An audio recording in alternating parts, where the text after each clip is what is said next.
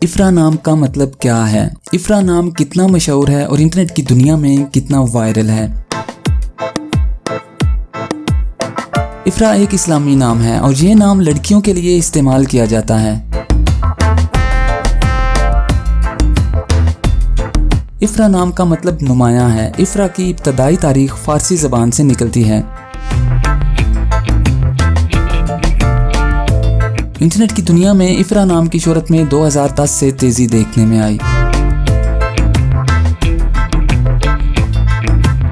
पिछले 15 साल में आप इफ्रा नाम की शोहरत और ट्रेंड्स का ग्राफ स्क्रीन पर देख सकते हैं। मौजूदा डाटा के लिहाज से इफ्रा नाम 2019 में वायरल रहा और मकबूलियत की हदों को छूने लगा।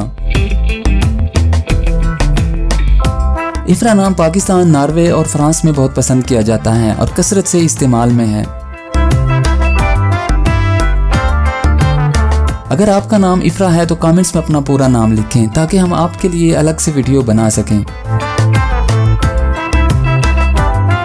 ये वीडियो आप इफ्रा नाम की किसी दोस्त के साथ शेयर कर सकते हैं, यकीनन वो इसे बहुत पसंद करेंगी।